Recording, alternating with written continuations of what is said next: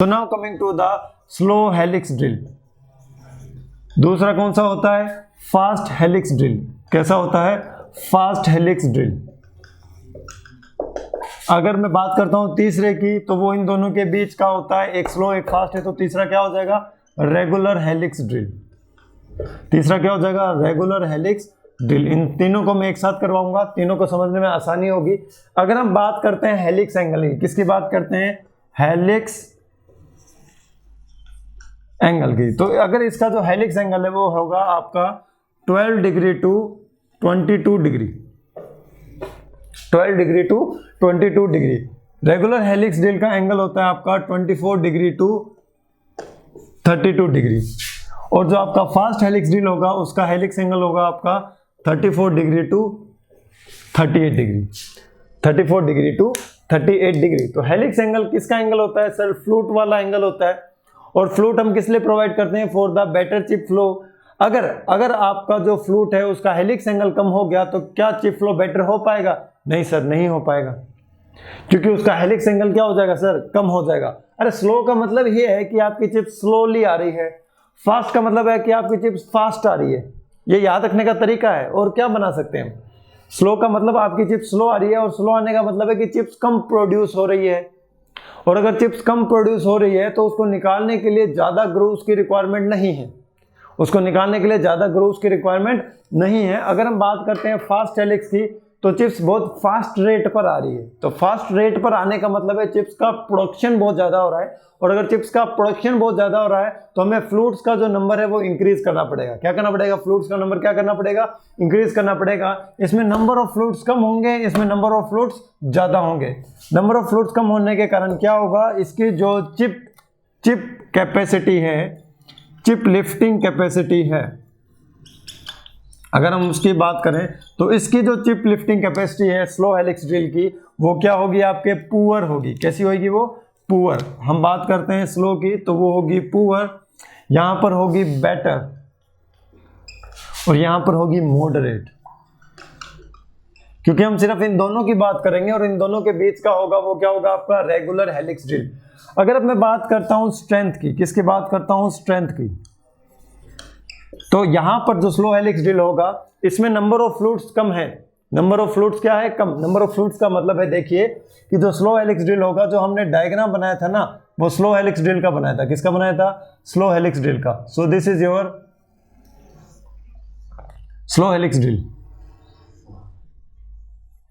लो अच्छा सा बनाते हैं अपने। This is your tank, shank, neck. So now I am going to draw the diagram again, जो हमने पिछले में बनाया है। ठीक है। So this is your slow helix drill.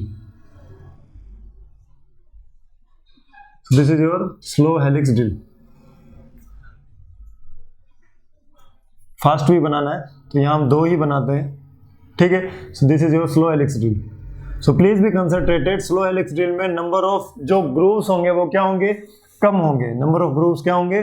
कम होंगे।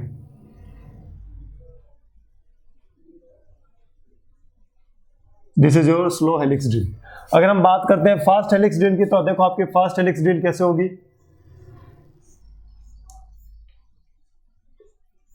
इसमें नंबर ऑफ ग्रूव्स बहुत ज्यादा होंगे। ठीक है। Number of grooves will be more.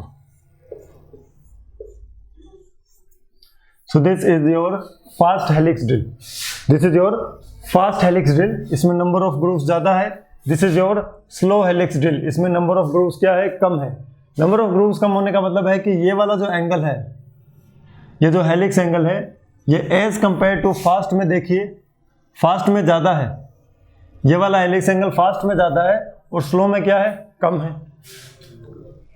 Slow में क्या है? कम है। और फास्ट में क्या है? ज्यादा है। स्लो में क्या है? कम है। और फास्ट में क्या है? ज्यादा है। अब मुझे बात बताइए कि जब मैं नंबर ऑफ ग्रूव्स इंक्रीज करूंगा तो मटेरियल ज्यादा रिमूव होगा, और मटेरियल ज्यादा रिमूव होने से क्या होगा? टूल की स्ट्रेंथ डिक्रीज हो जाएगी। तो यहां पर जो स्लो होगा, जिसमें मटेरियल रिमूवल कम हुआ है, तो उसकी टूल की जो स्ट्रेंथ होगी वो क्या होगी? हाई होगी।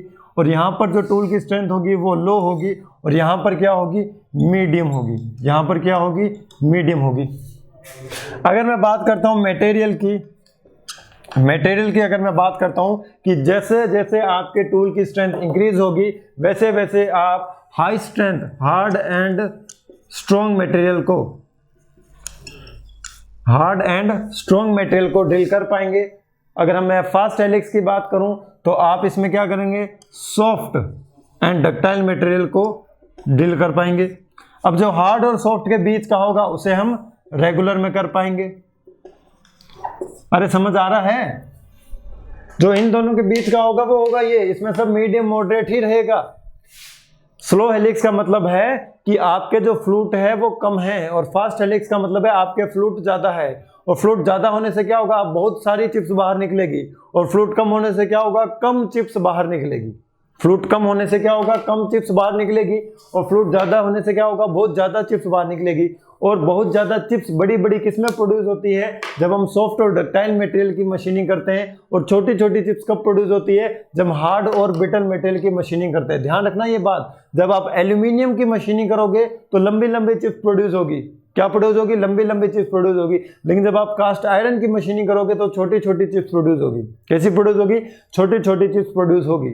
So now let's come to the another point that what will be the helix rate.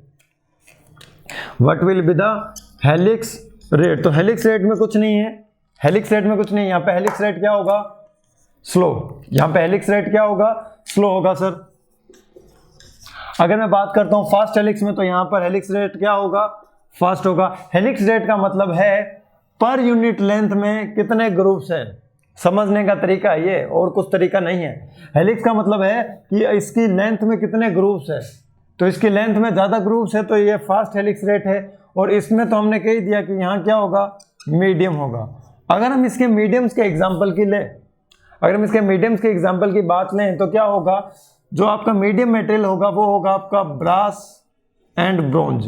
वो क्या होगा आपका, ब्रास और ब्रोंज होगा।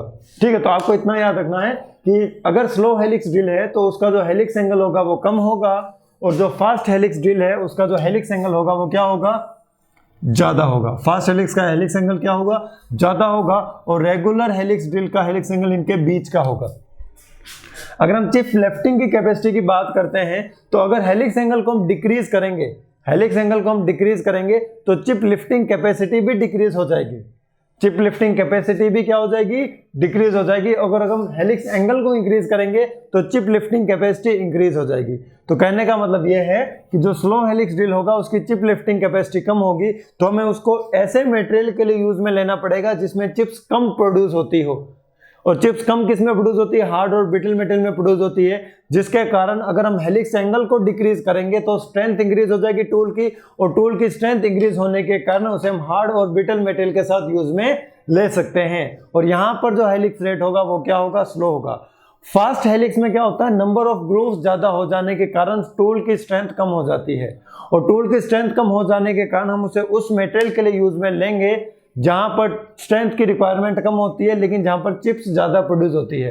तो ये एक बिल्कुल हम कह सकते हैं नेचुरल कॉम्बिनेशन है कि मतलब हम यहां पर स्ट्रेंथ डिक्रीज कर रहे हैं तो अपने आप यहां पर ज्यादा चिप्स फ्लो हो रही है। कैसे फ्लो हो रही है, क्योंकि स्ट्रेंथ डिक्रीज करने के लिए हमने क्या किया, नंबर ऑफ ग्रूव्स को इंक्रीज कर दिया, नंबर ऑफ फ्लूट्स को क्या किया, इंक्रीज कर दिया। क्यों, क्योंकि स्ट्रेंथ डिक्रीज करने का सिर्फ एक ही यही रास्ता है। अगर हम बात करते हैं मटेरियल की तो स्ट्रेंथ डिक्रीज होगी तो हम उसके लिए लो स्ट्रेंथ का मटेरियल लेंगे, और अगर हम लो स्ट्रेंथ का मटेरियल लेंगे तो हमारे लिए क्या होगा, चिप्स फ्लो को बाहर निकालना, जो चिप्स बन रही है आपकी उसको क्या करना, बाहर निकालना आसान हो जाएगा। अब ये एक नेचुरल कॉम्बिनेशन है। कैसा कॉम्बिनेशन है, इसकी स्ट्रेंथ डिक्रीज हुई सॉफ्ट और डक्टाइल के लिए कर सकते हैं। अब जब हम सॉफ्ट और डक्टाइल के लिए करेंगे तो चिप्स बड़ी बड़ी प्रोड्यूस होगी, तो अपने आप ही हमने इसमें पहले से बड़े बड़े ग्रूव दे दिए, हमने इसमें पहले से क्या कर दिए, बड़े बड़े ग्रूव दे दिए। तो आपको याद क्या रखना है, आपको याद रखना है इनका हेलिक्स एंगल क्या होता है और ये किस मटेरियल के लिए यूज में लिए जाते हैं।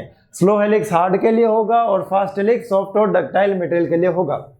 अगर हम देखते हैं सर इसका फ्रंट व्यू से देखेंगे तो ये कटिंग किस तरीके से करता है, तो अगर हम बात करते हैं कि इसका जो फ्रंट व्यू होगा तो फ्रंट व्यू में जो कटिंग एजेस होती है वो किस तरीके से नजर आती है।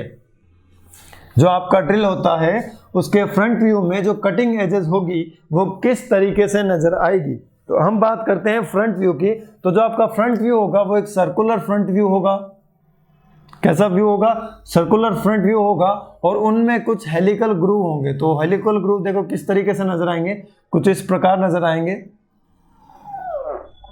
ठीक है। So these are the helical grooves.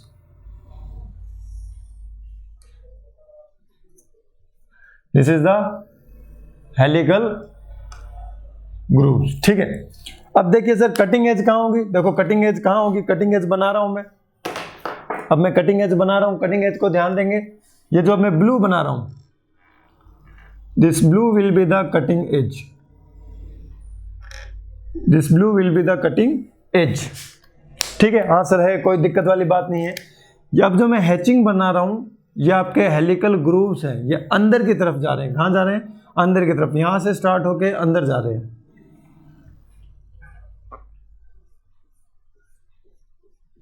So this is the front view of your drill. Drill का ये फ्रंट व्यू है, कैसा व्यू है, फ्रंट व्यू है। और फ्रंट में यहां पर इसके देखो दो कटिंग एज है, कितनी एज है, दो कटिंग एज है, एक तो ये रही और एक ये रही, ये वाला पॉइंट है और हमें ये नजर नहीं आ रहा, ये ऐसे बाहर की तरफ है, ये बाहर की तरफ ऐसे जा रहा है, ऐसे।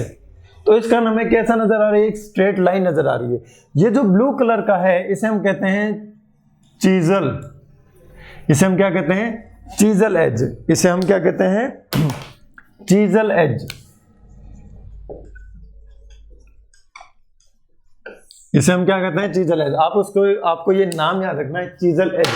चीजल नाम का एक टूल होता है, चीजल नाम का क्या होता है, टूल होता है, उसी के नाम पर इसका नाम पड़ा है चीजल एज, कि ये जो एज होती है वो as a chisel cutting tool की तरह काम में ली जाती है। So this is the front view of your drill. Drill का ये फ्रंट व्यू है। यहां तक कोई प्रॉब्लम नहीं सर, बिल्कुल भी कोई प्रॉब्लम वाली बात नहीं है। Now I am coming to the most important angle, जिसमें most of the students confuse होते हैं। मोस्ट ऑफ द स्टूडेंट्स क्या होते हैं, कंफ्यूज होते हैं। सो मैंने आपको पहले एक स्टेटमेंट दिया था कि जो रेक एंगल होता है ड्रिल में वो क्या होता है, वेरिएबल होता है। जो रेक एंगल होगा आपका ड्रिल में वो क्या होगा, वेरिएबल होगा। तो सर वो वेरिएबल होगा तो उसकी वैल्यू कैसे डिफाइन होगी, जी नहीं, बिल्कुल उसकी वैल्यू डिफाइन नहीं हो सकती है। हमें उसकी मिनिमम और मैक्सिमम वैल्यू पता होती है, हमें उसकी मिनिमम और मैक्सिमम वैल्यू पता होती है। और जो रेक एंगल की मिनिमम वैल्यू होती है वो होती है यहाँ पर, कहाँ पर, चीजल एज पर। अगर मैं बात करता हूँ the value of the rake angle will be minimum at dead centre, कहाँ होती है, डेड सेंटर। और इस डेड सेंटर को मैं क्या कहता हूं, कटिंग एज। इस डेड सेंटर को मैं क्या कह रहा हूं, कटिंग एज। और ये कटिंग एज यही है आपकी, ये कटिंग एज आपकी यही है। दिस इज द, यहां पर आपकी क्या होगी, रेक एंगल की वैल्यू मिनिमम होगी। अगर मैं बात करता हूं मैक्सिमम की, सर मैक्सिमम की कहाँ होगी, मैक्सिमम की होगी आपकी यहां पर। और ये क्या है आपकी, पेरीफेरी, ये क्या आपकी पेरीफेरी ऑफ द ड्रिल, ये क्या आपकी पेरीफेरी ऑफ द ड्रिल। तो कहने का मतलब यह है कि जो रेक एंगल का वेरिएशन होगा that will be from minimum value to some maximum value and the minimum value is at the chisel cutting edge, the minimum value is at the chisel cutting edge and the maximum value is at the periphery of the tool, the maximum value is at the periphery of the tool. और जो आपके rake angle की जो maximum value होगी, rake angle की जो maximum value होगी वो आपके हेलिक्स एंगल के बराबर होगी। वो आपके किसके बराबर होगी, हेलिक्स एंगल के बराबर होगी। यहां पर क्वेश्चन पूछा जाता है कि जो रेक एंगल का वेरिएशन होता है वो किस तरीके से होता है और रेक एंगल की वैल्यू क्या होती है। अब मैंने आपको हेलिक्स एंगल की वैल्यूज बता रखी है और वही हेलिक्स एंगल की वैल्यू किनकी है, रेक एंगल की है। आधे स्टूडेंट तो इसी कंफ्यूजन में रह जाते हैं। क्वेश्चन में पूछा होता है रेक एंगल और वो सोचते हैं सर हमें तो रेक एंगल की वैल्यू बताई ही नहीं गई है। अरे रेक एंगल की वैल्यू वही है जो आपकी हेलिक्स एंगल की वैल्यू है। रेक एंगल की वैल्यू वही है जो आपकी हेलिक्स एंगल की वैल्यू है। तो अगर हम बात करते हैं स्लो हेलिक्स एंगल की, स्लो हेलिक्स एंगल की, तो उसमें क्या होगा, जो स्लो हेलिक्स एंगल होगा वो कहां से कहां होगा, स्लो हेलिक्स ड्रिल में कौन सा एंगल होता है, स्लो हेलिक्स एंगल होता है। तो स्लो हेलिक्स का मतलब क्या होता है कि जो आपका हेलिक्स एंगल है वो कम है, और कम कितना है, 12 डिग्री टू 22 डिग्री। और 12 डिग्री टू 22 डिग्री के बीच में जो हेलिक्स एंगल की वैल्यू आप प्रोवाइड कर रहे हो ना टूल के, वो हेलिक्स एंगल की वैल्यू आपकी मैक्सिमम रेक एंगल होगी। रेक एंगल वेरिएबल है, रेक एंगल वेरिएबल है मिनिमम टू मैक्सिमम। लेकिन जो मैक्सिमम वैल्यू किसके बराबर है, रिलीफ एंगल की। ये दिमाग में घुस जानी चाहिए।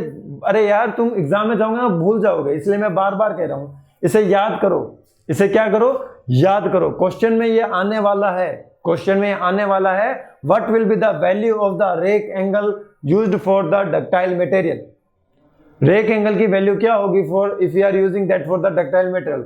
और डक्टाइल मटेरियल के लिए हेलिक्स एंगल की वैल्यू क्या होती है, बताओ जल्दी मुझे। अभी तो बताया है फास्ट हेलिक्स एंगल, और फास्ट हेलिक्स एंगल की वैल्यू क्या होती है 34 टू 38 डिग्री। ये थोड़ा बहुत वेरी कर सकता है +-1, ठीक है। तो आपको देखना है कि मैक्सिमम वैल्यू क्या आ रही है ऑप्शन में, उसको आपको सिलेक्ट करना है अकॉर्डिंग टू द क्वेश्चन। क्योंकि क्वेश्चन मैं सेट नहीं करूंगा, अगर मैं क्वेश्चन सेट करता तो मैं मेरे नोट्स के अकॉर्डिंग के ऑप्शन सेट करता, लेकिन उसमें +-1 का वेरिएशन आ सकता है।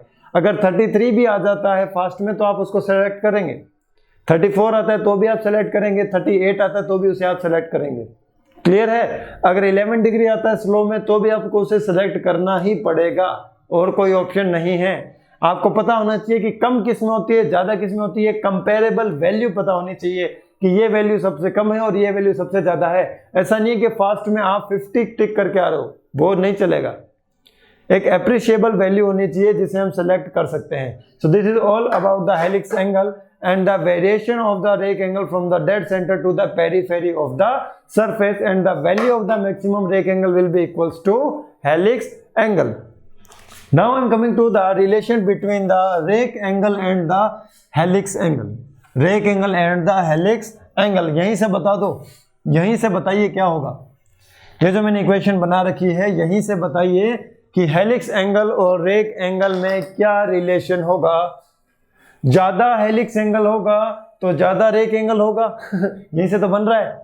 अरे यार तुम पकड़ते क्यों नहीं चीजें, ध्यान से देखिए। मैं बात कर रहा हूं relation between rake angle and helix angle, यहीं से पकड़ लो। जितना ज्यादा हेलिक्स एंगल होगा उतना मैक्सिमम रेक एंगल होगा। तो कहने का मतलब यह है कि rake angle is proportional to helix angle. बिल्कुल सही बात है, बिल्कुल सही बात है। ये ध्यान से समझने की कोशिश करो। अगर मैं ऐसा लिख देता हूं ना तो दिमाग में क्वेश्चन बन जाने चाहिए। आपके क्वेश्चन नहीं बन रहे हैं, आप इंटेंशनली नहीं पढ़ रहे हो, आप फोर्सफुली पढ़ रहे हो कि यार हमें एग्जाम क्रैक करना है, एग्जाम क्रैक करना है, ये सब्जेक्ट कैसे भी निकल जाए। फोर्सफुली मत पढ़ो, इंटेंशनली पढ़ो कि हम यहां से कुछ गेन करके जा रहे हैं, कुछ प्रॉफिट लेके जा रहे हैं। वो प्रॉफिट क्या है आपका, नॉलेज है। वो प्रॉफिट क्या है आपका, नॉलेज। अगर जैसे ही मैं ऐसे कहता हूँ रेक एंगल और हेलिक्स एंगल प्रोपोर्शनल है, तो आप मुझे बताइए कि सॉफ्ट मटेरियल के लिए हेलिक्स एंगल ज्यादा होता है तो सॉफ्ट मटेरियल के लिए रेक एंगल भी तो ज्यादा होता है। पढ़ाया है ना बेसिक्स ऑफ मेटल कटिंग में, बेसिक्स ऑफ मेटल कटिंग में मैंने ये पढ़ाया है आपको कि हेलिक्स एंगल और रेक एंगल में अगर हमें डिफरेंस पता लगाना है तो ये हमें पता है कि सॉफ्ट मटेरियल के लिए रेक एंगल ज्यादा है, तो हेलिक्स एंगल का मैंने यहाँ पर बता दिया कि हेलिक्स एंगल भी सॉफ्ट मटेरियल के लिए ज्यादा होता है। तो ये तो डायरेक्टली प्रोपोर्शनल हो गए ना, ये डायरेक्टली क्या हो गए, प्रोपोर्शनल हो गए। तो कहने का मतलब ये है कि यदि हम रेक एंगल को इंक्रीज करते हैं it will be used for the soft material, और सेम एज अगर हम हेलिक्स एंगल को यूज करते हैं, इंक्रीज करते हैं, तो क्या होगा, हेलिक्स एंगल को इंक्रीज करते हैं तो that will be also used for the soft material. अगर हम रेक एंगल डिक्रीज करेंगे तो क्या होगा, that will be used for the brittle material, hard material. उसी तरह हेलिक्स एंगल डिक्रीज होगा, that will be also used for the strong and the hard material. That's why rake angle is proportional to helix angle. Rake angle is proportional to helix angle. ये point आपको याद रखना है, लिख लीजिए अपनी formula sheet में। Rake angle is proportional to helix angle. ये किसके लिए पूछा गया है, ये ड्रिल के लिए पूछा गया है। किसके लिए पूछा गया है, ड्रिल के लिए पूछा गया है। ठीक है, यहां तक कोई दिक्कत नहीं सर, बिल्कुल भी कोई दिक्कत वाली बात नहीं है। ऐसा ही समझाया कीजिए आप, जी बिल्कुल ऐसा ही समझाएंगे। अगर आप इंटेंशनली बहुत अच्छे तरीके से हार्ड वर्किंग कर रहे हैं तो हम भी आपके लिए हार्ड वर्क उससे ज्यादा करने की कोशिश करेंगे। ठीक है, हम भी आपसे ज्यादा हार्ड वर्क करने की कोशिश करेंगे, लेकिन हमें पता है कि हमसे भी ज्यादा हार्ड वर्क आप कर रहे हैं। तो आप हार्ड वर्क कीजिए, हम आपको गाइड करते रहेंगे। So now let's come to the next point, that is the relation between point angle and rake angle. I am sorry for that, आपसे सॉरी मांगता हूं, इंसान है, इंसान से गलतियां हो सकती है। So the relation between the point angle and the rake angle. अब अगर मैं बात करता हूं कि सॉफ्ट मटेरियल के लिए, किसके लिए, सॉफ्ट मटेरियल के लिए, अभी मैं इसकी समरी देने वाला हूं। सॉफ्ट मटेरियल के लिए पॉइंट एंगल क्या होना चाहिए, ज़्यादा होना चाहिए या कम होना चाहिए, बताइए। अभी हम पढ़ चुके हैं सॉफ्ट मटेरियल के लिए पॉइंट एंगल क्या होना चाहिए, कम होना चाहिए, और रेक एंगल क्या होना चाहिए, ज़्यादा होना चाहिए। अगर हम बात करते हैं हार्ड एंड स्ट्रॉन्ग मटेरियल के लिए, तो हार्ड एंड स्ट्रॉन्ग मटेरियल के लिए पॉइंट एंगल ज़्यादा होना चाहिए, पॉइंट एंगल ज़्यादा होना चाहिए, और रेक एंगल क्या होना चाहिए, कम होना चाहिए। तो कहने का मतलब यह है कि जो पॉइंट एंगल और जो रेक एंगल होते हैं वो बताओ, अब बता दो, अब तो बता ही दोगे, बोलिए बोलिए, सही है, बिल्कुल सही जा रहे हो।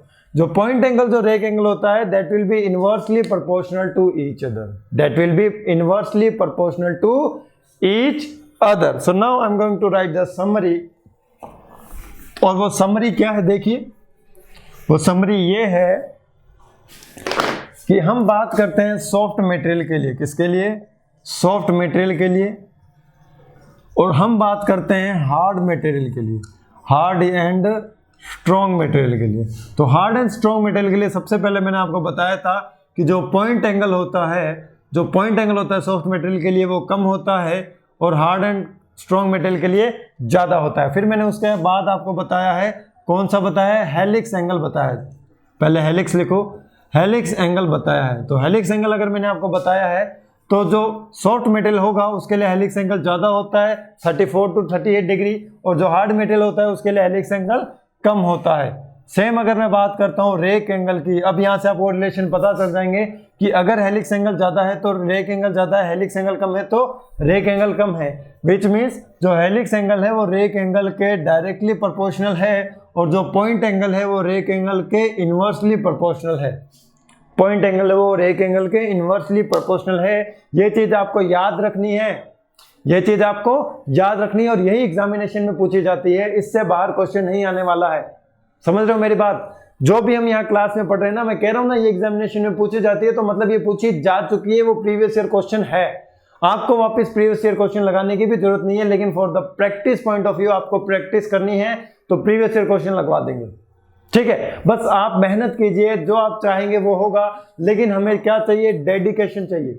हमें क्या चाहिए, डेडिकेशन चाहिए कि सॉफ्ट मटेरियल के लिए पॉइंट एंगल कम है, हार्ड मटेरियल के लिए पॉइंट एंगल ज़्यादा है, जबकि हेलिक्स एंगल ज़्यादा है सॉफ्ट मटेरियल के लिए और हेलिक्स एंगल कम है हार्ड मटेरियल के लिए। और हमें पता है कि अगर हेलिक्स एंगल ज़्यादा है तो रेक एंगल भी ज़्यादा है, और हेलिक्स एंगल कम है तो रेक एंगल भी कम है। तो मैं कह सकता हूँ point angle is inversely proportional to the rake angle, whereas helix angle is directly proportional to the rake angle. Why point angle is inversely proportional to the rake angle?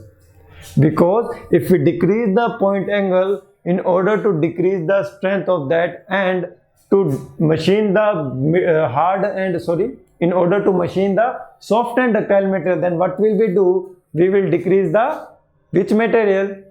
For which material? Soft and ductile material. क्या कह रहा हूं मैं, ध्यान से सुनिए, आप ध्यान से नहीं सुन रहे, इंटेंशनली सुनिए।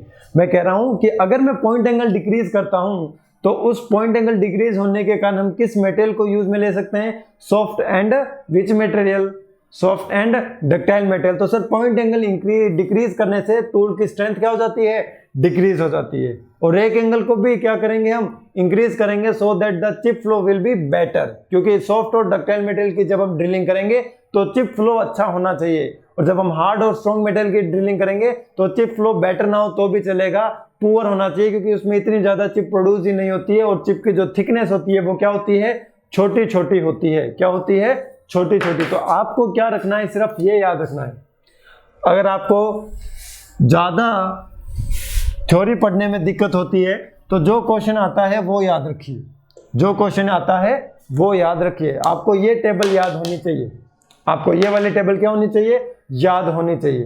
तो ठीक है फ्रेंड्स, अब हम आगे बढ़ते हैं। आगे जो हमारा नेक्स्ट पॉइंट आने वाला है दैट इज द शैंक। अब जो हम पढ़ने वाले हैं, हम डील करने वाले हैं शैंक को। तो जो शैंक होती है वो दो तरीके की होती है। अभी जो मैंने आपको हमारे टूल में जो शैंक बताई थी वो शैंक थी आपकी टेपर्ड शैंक। तो शैंक होती है, शैंक की बात करें तो जो शैंक होती है वो दो तरीके की होती है। एक तो होती है आपकी स्ट्रेट शैंक, एक होती है आपकी टेपर शैंक। ठीक है, स्ट्रेट शैंक कैसी होती है, इस तरीके की होती है, दिस इज द शैंक, इसके आगे आपके ड्रिल लगा होता है। और टेपर शैंक मैंने आपको बता ही दिया कैसी होती है, इस तरीके से होती है, यहां पर आके टैंग लगा होता है। जो स्ट्रेट शैंक होती है उसको हम 3 चक में होल्ड करते हैं। किसमें? 3 चक में। कैसे होल्ड करेंगे? जो आपकी शैंक होगी वो इस तरीके से होगी, उसका साइड व्यू, यहां पर आपके लगे होंगे 3 chuck. This is your first, this is your second and this is your third. जो टेपर शैंक होती है उसको हम क्या करते हैं, ड्रिल होल्डर में पकड़ते हैं। ड्रिल होल्डर में क्या करते हैं, होल्ड करते हैं। इसमें क्या होता है, सेल्फ लॉकिंग टेंडेंसी होती है। क्या होती है? Self locking tendency.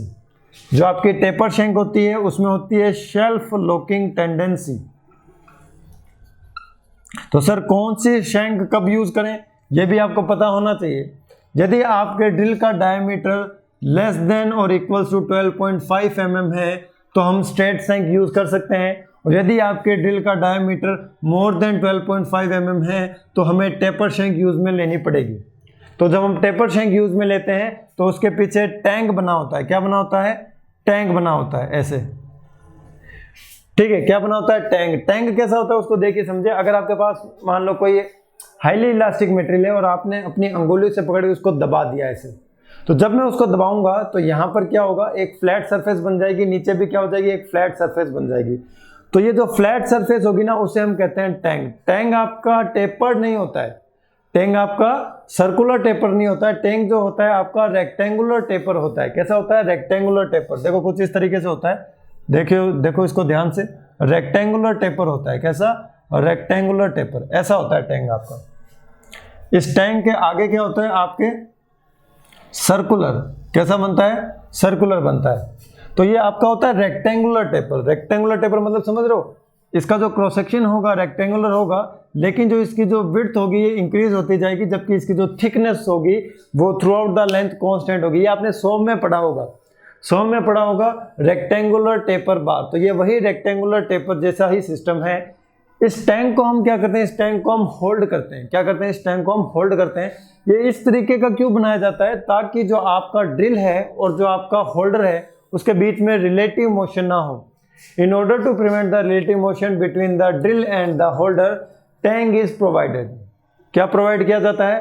Tank provide किया जाता है। So this is about the tank and shank. Shank में क्या होता है, 2 तरीके के होते हैं, स्ट्रेट हो सकता है, टेपर हो सकता है। स्ट्रेट वाला हम कब यूज करते हैं, जब डायमीटर क्या हो, लेस देन और इक्वल्स टू 12.5 mm हो। और स्ट्रेट को हम किस में होल्ड करते हैं, 3 चक में ही होल्ड करते हैं। और टेपर को हम किस में होल्ड करते हैं, आपको हम ड्रिल होल्डर में होल्ड करते हैं। और उस ड्रिल होल्डर में ड्रिल होल्डर और आपके ड्रिल के बीच में रिलेटिव मोशन को प्रिवेंट करने के लिए टैंक का यूज किया जाता है। किसका यूज किया जाता है? टैंक का। This is your, so this is about the tank. Now we are coming to the next point, that is the reaming. जो हमारा नेक्स्ट टॉपिक है वो है रीमिंग। क्या है वो? रीमिंग है। तो रीमिंग पढ़ने से पहले मैं आपको एक ड्रिलिंग ऑपरेशन बता देता हूं। उस ड्रिलिंग ऑपरेशन में क्या होता है, हम heavier depth of cut provide करते हैं। क्या प्रोवाइड करते हैं? Heavier depth of cut. तो हेवियर डेप्थ ऑफ कट में क्या होता है, जो आपका मटेरियल होगा वो ज्यादा रिमूव होगा। डेप्थ ऑफ मतलब कट मतलब क्या होता है, डेप्थ ऑफ कट मतलब होता है penetration of the tool into the workpiece. अगर हमने ज्यादा डेप्थ ऑफ कट दिया है तो ज्यादा मटेरियल रिमूव होगा, और ज्यादा मटेरियल रिमूव करने के लिए ज्यादा कटिंग फोर्सेस अप्लाई होंगे। और जब ज्यादा कटिंग फोर्सेस अप्लाई होंगे तो टूल का टेम्परेचर भी ज्यादा इंक्रीज होगा। ठीक है, ध्यान से सुनिए मेरी बात। अभी मैं जो बात बताने वाला हूं that is for inverted drilling operation की। यहां से एक ही क्वेश्चन बनता है और उसको आपको ध्यान में रखना है। इन्वर्टेड ड्रिलिंग ऑपरेशन में क्या होता है, हम high depth of cut, heavy depth of cut provide करते हैं। Heavy depth of cut, heavy depth of cut provide करने से क्या होगा, जो आपका मटेरियल रिमूवल रेट होगा वो इंक्रीज हो जाएगा। और मटेरियल रिमूवल रेट इंक्रीज होने से क्या होता है, मटेरियल रिमूवल रेट इंक्रीज होने से आपका जो चिप्स का जो फॉर्मेशन होता है वो भी इंक्रीज हो जाता है। क्या हो जाता है, चिप का फॉर्मेशन इंक्रीज हो जाता है। और चिप को बाहर निकालने के लिए क्या करना पड़ेगा, आपको फ्लूइड्स का नंबर इंक्रीज करना पड़ेगा। लेकिन क्या होता है, जैसे ही हम फ्लूइड्स का नंबर इंक्रीज करते हैं आपका जो ड्रिल होता है वो वीक हो जाता है। अब हम क्या करते हैं, जब हम इन्वर्टर ड्रिलिंग ऑपरेशन करेंगे with heavier depth of cut, तो हम क्या करेंगे, आपके ड्रिल के सेंटर में एक होल प्रोड्यूस करेंगे और उस होल से फ्लो होगा आपका कटिंग फ्लूइड।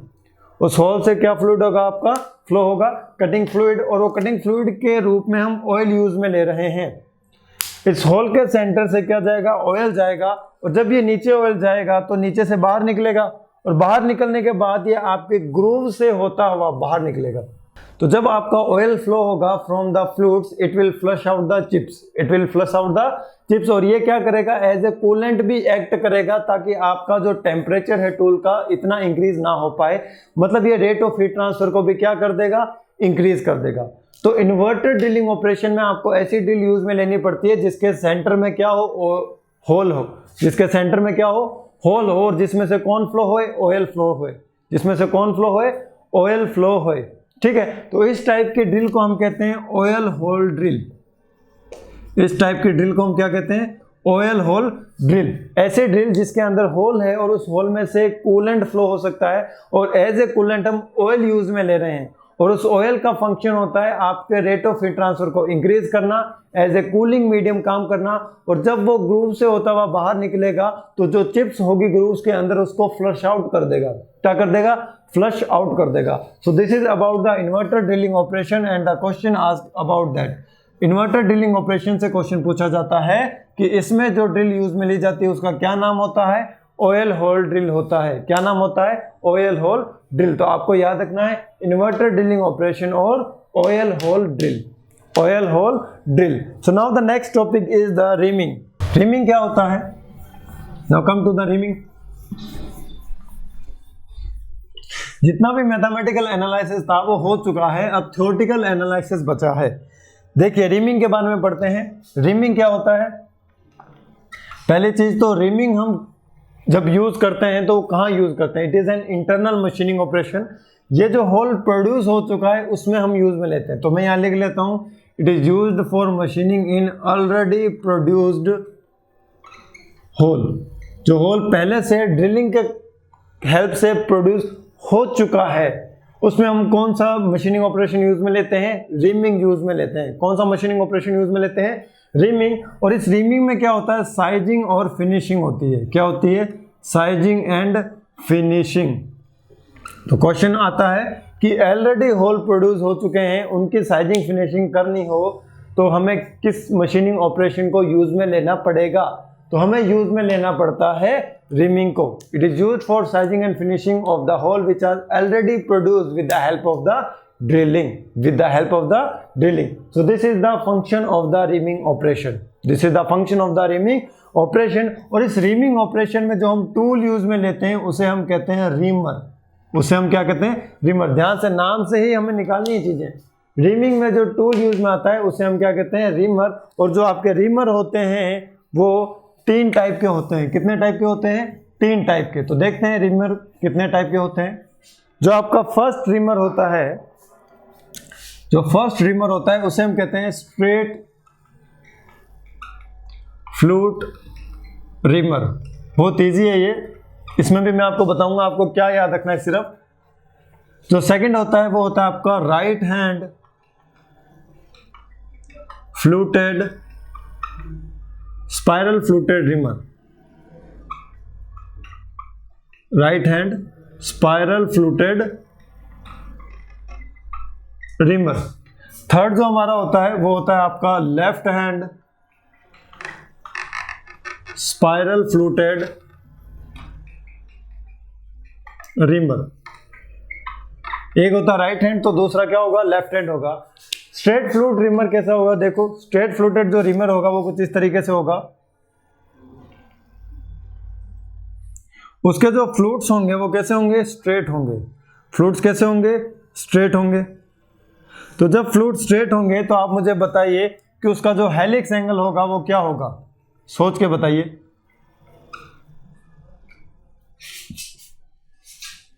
हेलिक्स एंगल क्या होगा, हेलिक्स एंगल होगा 0 degree. Why helix angle is provided? For the better chip flow.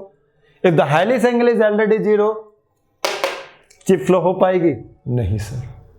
बिल्कुल भी चिप फ्लो नहीं हो पाएगी, क्योंकि हेलिक्स एंगल ही क्या है, 0 है।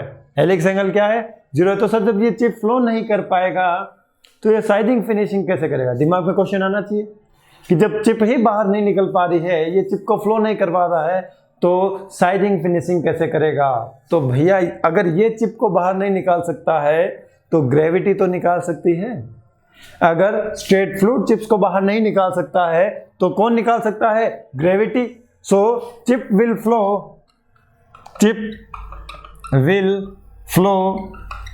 Under the influence of gravity, under the influence of gravity. Sir आपने बताया था कि जैसे जैसे हम हेलिक्स एंगल को डिक्रीज करते हैं टूल की स्ट्रेंथ इंक्रीज होती है, बिल्कुल बताया था। स्लो हेलिक्स रेट की जो आपकी टूल की स्ट्रेंथ होती है वो as compare to fast helix rate ज्यादा होती है, बिल्कुल। यहाँ तो हेलिक्स एंगल ही 0 है तो यहाँ पे तो टूल की स्ट्रेंथ तो बहुत ज्यादा होगी, बिल्कुल। जो स्ट्रेट फ्लूटेड आपका जो रीमर होता है उसकी strength as compare to right hand और लेफ्ट हैंड जो रीमर होते हैं उससे ज्यादा होती है, क्योंकि इसमें हेलिक्स एंगल ही 0 है।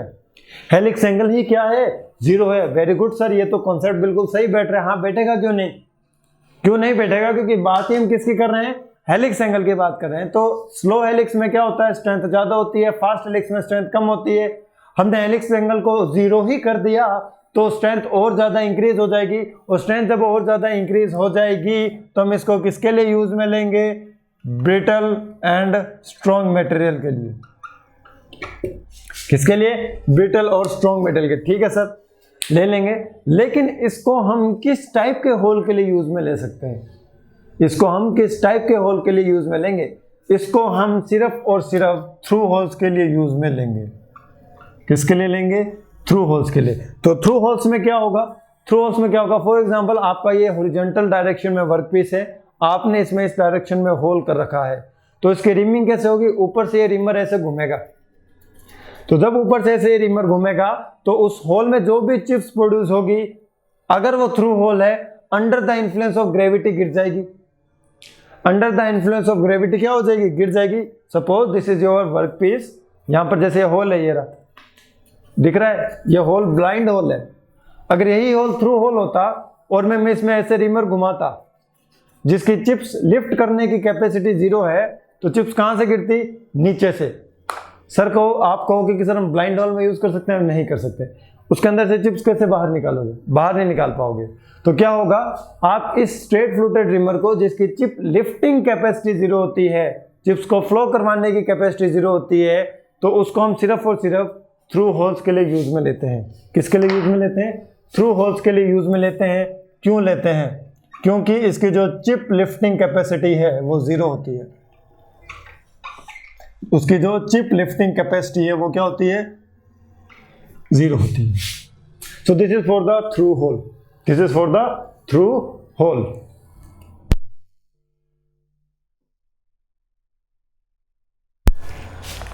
Sorry, now come to the right hand spiral. Right hand spiral किसके लिए यूज में होता है? अब मैं देखो यहां पर लिख रहा हूं ब्लाइंड होल। कौन सा hole, blind hole. Left hand होता है आपका थ्रू होल के लिए। किसके लिए, थ्रू होल के लिए। लेकिन इसमें जो हेलिक्स एंगल होता है वो 0 के बराबर नहीं होता। अब इसमें क्वेश्चन कैसा आता है, अगर राइट हैंड स्पाइरल जिसमें लिफ्ट कैरिंग कैपेसिटी है, लिफ्ट को चिप्स को लिफ्ट करने की कैपेसिटी है, तो उसको हम ब्लाइंड होल के लिए यूज में ले रहे हैं। सपोज ये आपका वर्कपीस है ऐसे हॉरिजॉन्टल डायरेक्शन में, इसमें आप यहां पर ऐसे रिमिंग कर रहे हो, क्योंकि चिप्स ब्लाइंड होल है तो नीचे से फ्लो नहीं हो सकती, तो चिप्स कहां फ्लो होगी, ऊपर की तरफ से।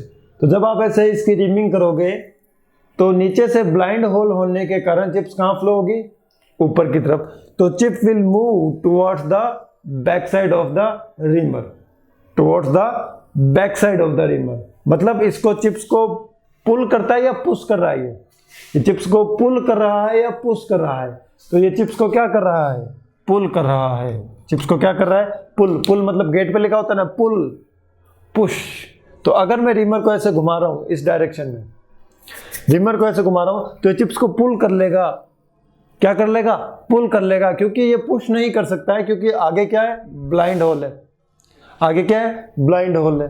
अब मैं बात करता हूँ लेफ्ट हैंड की। लेफ्ट हैंड किसके लिए यूज में होता है, थ्रू होल के लिए यूज में होता है। तो अगर ये थ्रू होल के लिए यूज में होता है तो हम इसको क्यों खींचे, हम तो इसकी रीमिंग करते जाएंगे और ये चिप्स को पुश आगे आगे भेजता जाएगा।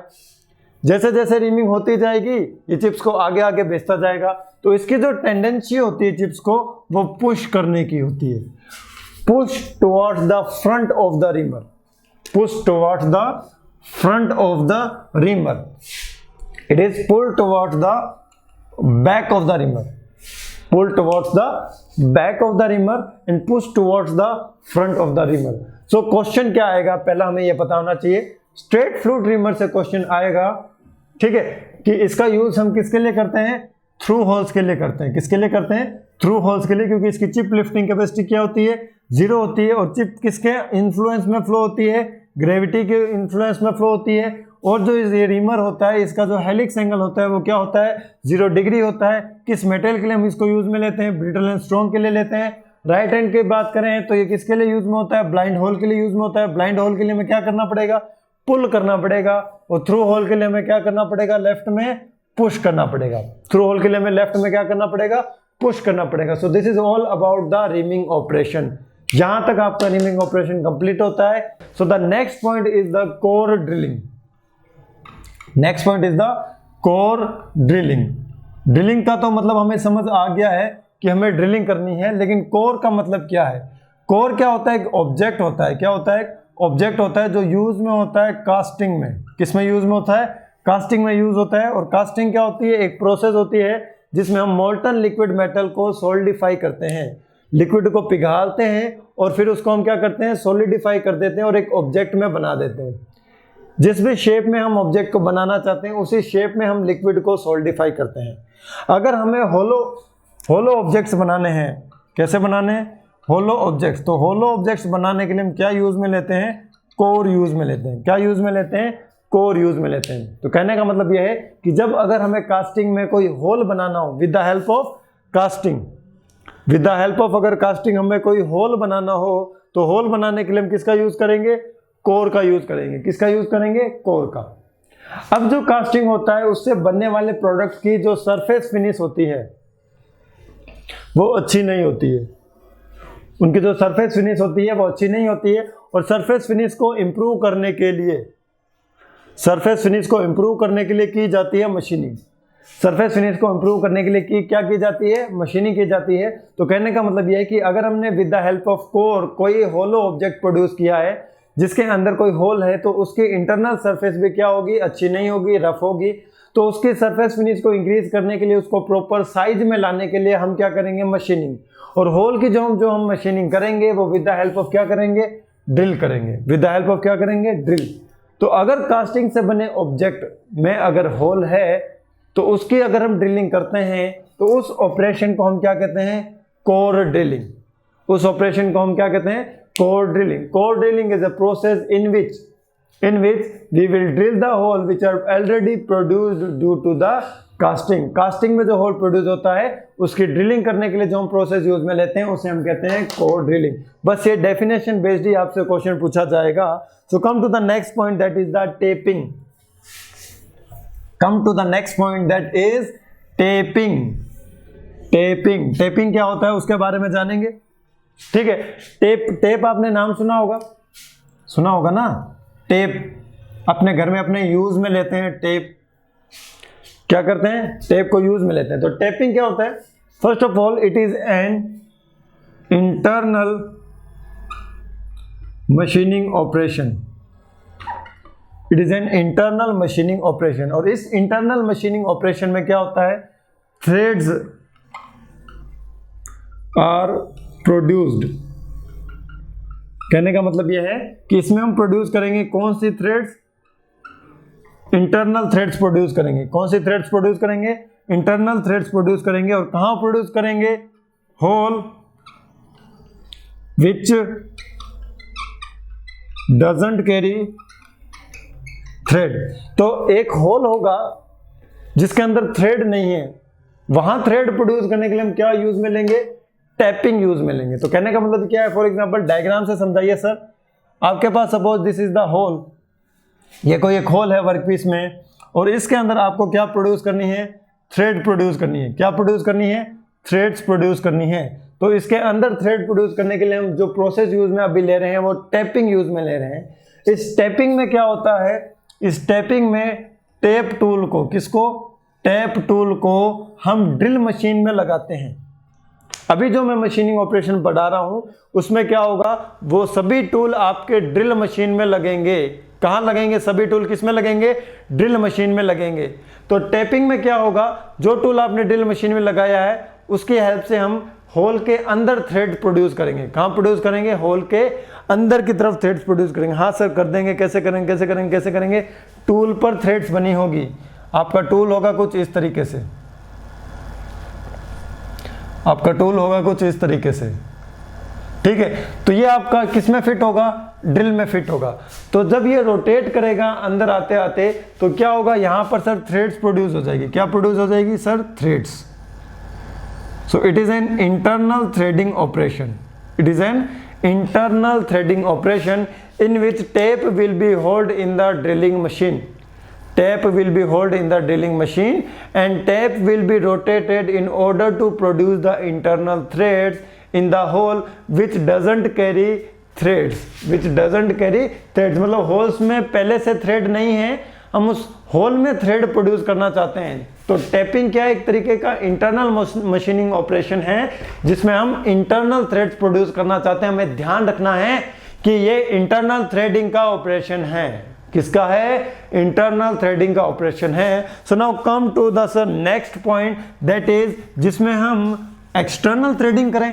हाँ, एक्सटर्नल थ्रेडिंग हम कर सकते हैं, क्यों नहीं कर सकते।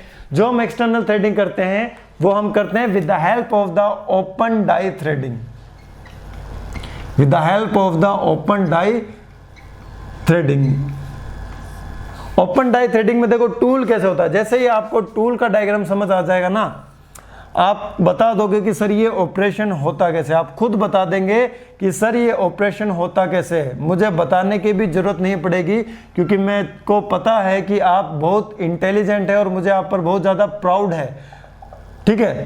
तो मैं प्राउड इसीलिए करता हूं क्योंकि मुझे पता है कि आप मुझे बता देंगे कि ये ऑपरेशन कैसे होता है। आपको ही बताना है, मुझे नहीं बताना है, ठीक है। तो this is the tool. Tool देखो कैसा है, ऐसा है। टूल क्या है, ऐसा है और यहां ऐसे इसके नीचे पार्ट जा रहे हैं। अब इमेजिनेशन हो गई होगी कि सर टूल कैसा है। बिल्कुल बिल्कुल इमेजिनेशन हो गई है सर। टूल तो ऐसा है, मेरे हाथ को देख रहे हो, टूल तो ऐसा है, ये वाला, ये मैंने ऐसे दिखा रखा है। This is the tool. अब इस टूल से हम क्या करते हैं, एक्सटर्नल सरफेस को पकड़कर उस पर थ्रेडिंग कर देते हैं। एक्सटर्नल सरफेस को हम क्या करेंगे, उसको ऐसे पकड़ेंगे, उस पर क्या कर देंगे, थ्रेडिंग। सो यहां पर जो हम थ्रेड प्रोड्यूस कर रहे हैं वो कहां कर रहे हैं बताओ, आप खुद बताएंगे। आप मुझे, मेरे को अब ज्यादा फोर्स लगाने की जरूरत नहीं है। So it is an external threading operation, it is an external threading operation. और इस एक्सटर्नल थ्रेडिंग ऑपरेशन में क्या होता है, थ्रेड्स आर प्रोड्यूस्ड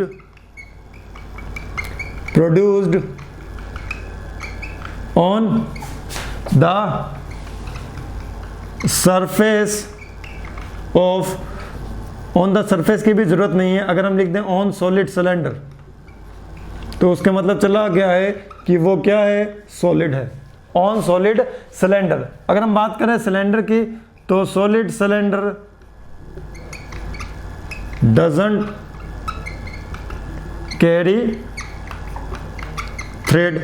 बिल्कुल सर, बिल्कुल सर। आज तक हमें ये चीजें पता क्यों नहीं लग रही थी। ये भी पढ़ना होता है कि हाँ यही पढ़ना होता है, यही पढ़ना होता है और यही आप क्या कर रहे थे, मिस कर रहे थे। एग्जाम का लेवल चाहे यहां आ जाए ना, मेरे से भी ऊपर, तब भी आप क्वेश्चन को सॉल्व कर दोगे। और लो लेवल का एग्जाम तो ऐसे सॉल्व करोगे आप, इन द सेकंड्स आप क्वेश्चन को कर दोगे। लो लेवल का मतलब है कि एग्जाम जो आप दे रहे हो, अगर उसका लेवल हाई भी हो सकता है, लो भी हो सकता है, मॉडरेट भी हो सकता है, नंबर ऑफ शिफ्ट में भी हो सकता है, व्हाटएवर। अगर एग्जाम का लेवल ऊपर भी चला गया ना, कितना भी ऊपर चला जाए, इससे तो नीचे ही रहेगा। कि सर इससे भी नीचे रहेगा, ये तो हम बहुत आसान चीज़ें पढ़ रहे हैं। एग्ज़ाम भी आसान होता है, एग्जामिनेशन भी बहुत आसान होता है। वो कब आसान लगता है? जब आप उसे क्रैक कर लेते हैं। जब आप उसे क्या कर लेते हैं? क्रैक कर लेते हैं, तब आपको पता लग जाता है इस एग्ज़ाम में ये था, एक एग्ज़ाम की ये स्ट्रेटेजी है। तो बस वही चीज़ है, बस वही चीज़ है। अब हमें इसकी डेफिनेशन क्या है? कुछ डेफिनेशन नहीं है इसकी, इसको हमें सिर्फ समझने की कोशिश करनी है।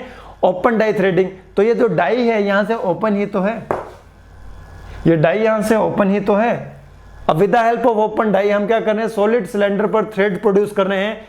और थ्रेड प्रोड्यूस करने से पहले क्या सॉलिड सिलेंडर पर थ्रेड थी? नहीं थी, सॉलिड सिलेंडर पर थ्रेड नहीं। तो so that's why open threading, open die threading is used for the external threading operation. यहां तक सर कोई भी दिक्कत वाली बात नहीं है, बिल्कुल समझ आ गया है। ये एक क्वेश्चन आने तो दो, इस क्वेश्चन को हम छोड़ने वाले ही नहीं है, बिल्कुल। मैं ऐसा चाहता हूं कि जो मैं पढ़ा रहा हूं और उससे रिलेटेड अगर क्वेश्चन आ जाता है वो बिल्कुल भी गलत नहीं होना चाहिए। न्यूमेरिकल तो मशीनिंग ऑपरेशन का तो बिल्कुल भी गलत नहीं होना चाहिए। LE/FN लगा दो, सिर्फ बेसिक कंसेप्ट लगा के। शेपर में B/FN लगा दो, शेपर में क्या लगा दो? B/FN। तो ये आपको ध्यान रखना पड़ेगा, और ये आपको ध्यान कैसे आएगा? With the help of formula sheet. अब हम जो नेक्स्ट ऑपरेशन पर जाने वाले हैं that is honing, that is honing. बस ये वाला ड्रिलिंग टॉपिक कंप्लीट होने पर है आपका, थोड़ा सा इंतजार। होनिंग, होनिंग में क्या होता है? होनिंग आपने सुना है, होनिंग हम यूज करते हैं with the help of abrasive sticks, with the help of abrasive sticks. एक स्टिक होती है जिस पर एब्रेसिव पार्टिकल स्टिक होते हैं, एक स्टिक होती है जिस पर एब्रेसिव पार्टिकल स्टिक चिपके हुए होते हैं। और वो देखो कैसी होती है स्टिक। सपोज आपका कोई एक वर्कपीस है और इस वर्कपीस की आपको इंटरनल सरफेस की फिनिशिंग करनी है। क्या करनी है? फिनिशिंग करनी है। तो उसके लिए आप यूज में लोगे होनिंग ऑपरेशन। क्या लोगे? Honing operation. क्योंकि होनिंग ऑपरेशन की जो सरफेस रफनेस होती है दैट इज 0.01 माइक्रोमीटर, मतलब इतनी अच्छी सरफेस फिनिश होती है, इतनी ज़्यादा अच्छी सरफेस फिनिश होती है। इसमें क्या होता है? यहाँ पर एक एब्रेसिव स्टिक होती है, ये एब्रेसिव स्टिक है, और इस पर लगे होते हैं आपके एब्रेसिव पार्टिकल्स। इस पर क्या लगे होते हैं? आपके एब्रेसिव पार्टिकल्स। और ये स्टिक अरेंज्ड होती है एक एक्सटर्नल पावर सोर्स से, एक्सटर्नल पावर सोर्स से। इसको सर यूज़ कैसे करते हैं? यूज़ करना बहुत आसान है। इसको हम रोटेट करते हैं और रेसिप्रोकेटिंग मोशन प्रोवाइड करते हैं। ऐसे ये आपकी होनिंग स्टिक है, ये ऐसे रेसिप्रोकेट होते होते रोटेट भी हो रही है। तो इसमें आपने टूल को रेसिप्रोकेशन मोशन भी दिया है और रोटेरी मोशन भी दिया है, रेसिप्रोकेशन मोशन भी दिया है और रोटेरी मोशन भी दिया है। हाँ सर, बिल्कुल सही बात है। ये ऑपरेशन हमने आज तक देखा क्यों नहीं? ये ऑपरेशंस आपने देखे होंगे यूट्यूब पर। कहाँ देखे होंगे? यूट्यूब पर ऑनलाइन वीडियोस देखी होंगी। इस ऑपरेशन का सर यूज कहाँ होता है? बस आप हमें वो बताइए। आज तो हम उसे सर्च करके देख ही लेंगे, आज तो हम उसे क्या कर लेंगे? सर्च करके देख ही लेंगे। देख लेना। It is use for the IC engine, it is use for the IC engine. और आईसी इंजन में सिलेंडर के लिए, सिलेंडर की जो इंटरनल मशीनिंग होती है उसके लिए जो हम यूज़ में लेते हैं होनिंग लेते हैं। आप जो गाड़ी चलाते हो उसके अगर आपको इंजन की जो इंटरनल सिलेंडर की जो इंटरनल सरफेस है, इंजन की जो अंदर सिलेंडर है उसके अंदर जो इंटरनल सरफेस है उसकी जो फिनिशिंग अगर हमें करानी है तो हम यूज़ में जो ऑपरेशन लेंगे that is the honing operation. कई बार आपको पता होगा क्या होगा कि जब आपका जो पिस्टन है थोड़ा सा इंक्लाइंड होकर रेसिप्रोकेट करने लगता है तो आपकी सिलेंडर की जो ज्योमेट्री होती है वो खराब हो जाती है। In order to improve the geometry and in order to maintain the uniform diameter of the cylinder, internal machining is required। और internal machining हम किसकी हेल्प से कर रहे हैं? एक एब्रेसिव स्टिक की हेल्प से कर रहे हैं। और ये जो एब्रेसिव स्टिक किस प्रोसेस में यूज में ली जाती है? सर ये होनिंग प्रोसेस में यूज ली जाती है। This is all about the honing process. It is a finishing operation which is used for the finishing of internal surface of the IC engine cylinder. Question में सिर्फ यही आएगा कि IC engine cylinder, सीधा option में आ जाना honing, सीधा option में आ जाना honing. This is the question, this is the question. Clear है यहां तक? जी सर बिल्कुल क्लियर है। अब बढ़ते हैं आगे। अब बढ़ते हैं आगे। होनिंग के बाद क्या होता है?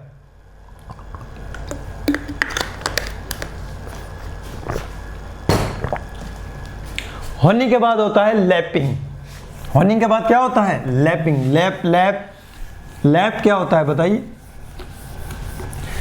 क्लैप नाम सुना है? क्लैप, क्लैपिंग करना, क्लैपिंग, ताली बजाना। लैपिंग में भी कुछ वैसा ही फंडा है। देखो, what do you mean by lapping? Lapping में क्या होता है? जो वर्कपीस आपको मशीन करना होता है उस पर कुछ एब्रेसिव पार्टिकल्स रख देते हैं और कुछ व्हीकल्स भी रख देते हैं एज ए लुब्रिकेंट, ठीक है। और उसके ऊपर होता है आपका लैप टूल। क्या होता है? Lap tool. अब हम क्या करते हैं? इस लैप टूल को रेसिप्रोकेशन मोशन देते हैं, ऐसे रेसिप्रोकेशन। और ये किस फॉर्म में होता है? अगर हम टॉप व्यू से देखें ना तो ये ऐसे ऐसे ऐसे जाएगा।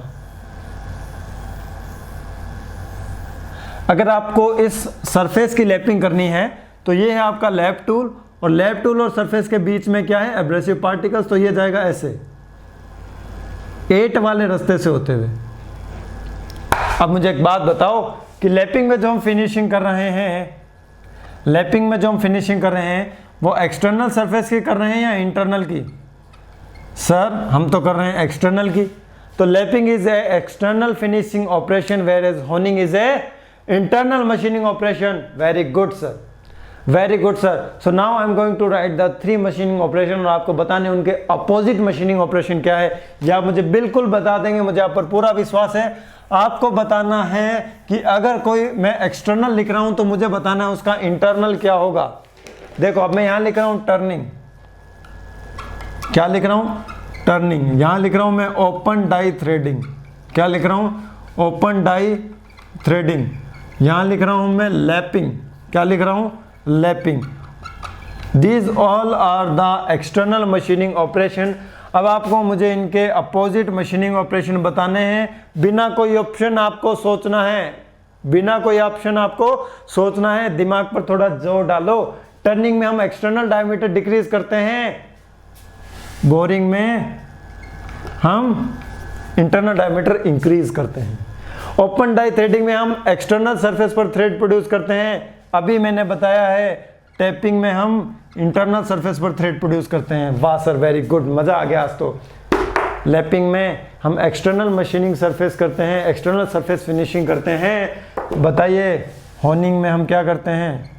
इंटरनल सरफेस की मशीनिंग करके सरफेस फिनिश करते हैं। तो ऐसा क्वेश्चन भी आ सकता है। This is option A, this is option B, this is option C.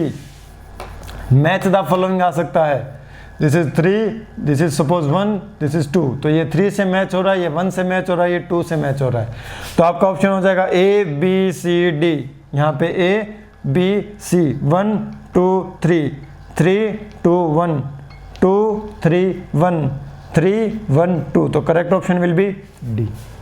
Correct option will be D. ऐसा इजी क्वेश्चन आ सकता है। एक तरफ एक्सटर्नल मशीनिंग ऑपरेशन और एक तरफ इंटरनल मशीनिंग ऑपरेशन। कैसा भी क्वेश्चन आ सकता है, लेकिन क्वेश्चन अपना नहीं छूटेगा, क्वेश्चन अपना पक्का होके ही रहेगा। यहां तक कोई भी प्रॉब्लम वाली बात नहीं होगी आपकी, क्योंकि आपको in the form of notes everything will be given. आपको पूरा लिखा लिखा है, बहुत अच्छे तरीके से मिलने वाला है। आपको क्या करना है? रिवीजन ही रिवीजन करना है और अपने टाइम का थोड़ा सा ज़्यादा ख्याल रखना है। बिल्कुल भी टाइम वेस्ट नहीं करना है बाकी चीज़ों में।